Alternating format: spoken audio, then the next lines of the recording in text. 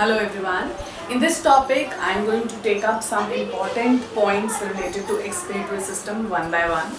The first topic is composition of urine.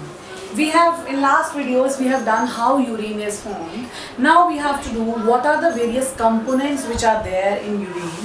The various components of urine, we have already explained nitrogen space in one of the videos.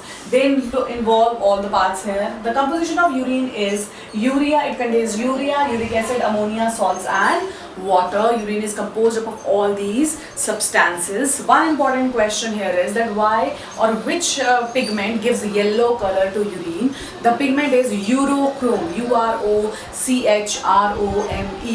This pigment urochrome, it gives yellow color, that yellowish color which urine has. This pigment imparts this yellow color to the urine. Now after that, the next condition is, or the next point is hematuria. What is hematuria? Hem word comes from RBCs or blood cells, and urea means is urine, from urine. Hematuria, the passage of blood cells in urine, is the condition known as hematuria. It is an abnormal condition, occurs in some individuals where blood cells are passed in the urine. That condition is known as hematuria. Next condition is glycosuria. Glyco comes from glucose and suria, urine. The passage of excess of glucose in urine is known as glycosuria. This condition mainly occurs in a diabetic patient where maximum glucose is passed out in urine. So the condition in which glucose is passed out in urine is known as glycosuria. Next is dialysis. We have heard of this term maybe many a times, dialysis. The person is on dialysis. Dialysis is a condition in which both the kidneys of a person fail to make urine. Now what happens here? Through an artery, the blood is passed into a dialysis machine outside the body. It is filtered there, urine is formed, and again through renal vein, the blood is again injected into the body. This process is known as dialysis. If to frame in a definition, dialysis is an artificial method of filtration of blood outside the body. Then is diuresis. Next condition is diuresis. I have explained you osmoregulation in the last video.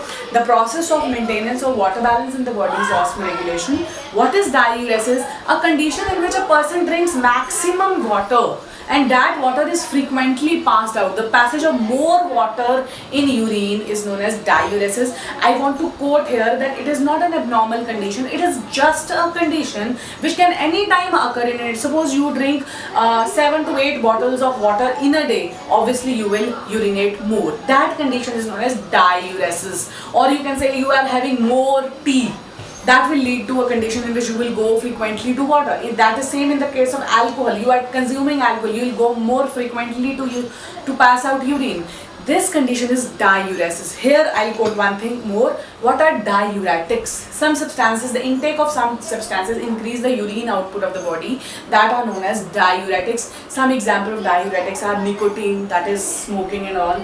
Alcohol, the person who drinks alcohol, consumes alcohol, coffee, tea, all these are diuretics which enhance the urine formation or passage of urine in the body. So what is diuresis? A condition in which more water is passed out from the body.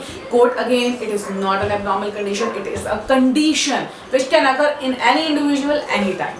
Next is stones, kidney stones. I have explained it in the earlier topic but still I have taken. What are kidney stones? Kidney stones are formed by the accumulation of urea or uric acid in some organs or parts of the body due to the improper functioning of liver as well as kidney.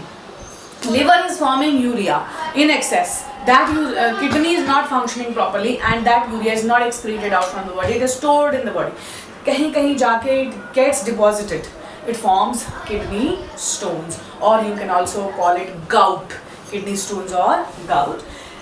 Last, I'll be taking up reasoning question. There are two reasoning questions very important relating to this is, first, we urinate very frequently in summers. The answer is, we urinate very frequently, I'll come again. We urinate very frequently in winters. This everyone faces, that in winters we feel like urinating again and again. Why so? Because in winters we don't sweat. So no water is lost in the form of sweat. All the water has to be excreted out as urine. So as all the water has to be excreted out as urine, so we have to frequently go for urination. Now how will you answer? We frequently urinate in winters because in winters no water is passed out as sweat and all the water has to be excreted out as urine. That is why we frequently have an urge to urinate. Second reasoning question, why do we urinate less in summer? Same answer. More amount of sweat is passed out from the body, water is passed as sweat also, so less water remains in the body for urination. So in summers we urinate less. One more reasoning question, why the urine in winters is dilute and is concentrated in summers? In winters what happens? Suppose one glass of urine is there. That glass has to be passed out as urine. Nothing is evaporating. So that will be dilute. Suppose we have one glass of urine. Half of it is evaporating as sweat and some part is left to be passed out as urine. That will be concentrated. This is the answer to this. That during summers the urine is more concentrated because water it evaporates as sweat. But the salts and minerals remain dissolved in the urine, hence it is more concentrated and thick in summers as compared to the winters. These are the reasoning questions pertaining to the chapter. Now this was all about the excretory system. This is the last video pertaining to excretory system. In next video, I will be taking up the next chapter, which is there in 10th CBSE as well as 10th ICSE and plus 2 also, that is the nervous system. I will be explaining all the parts in detail. Please do watch. Thank you.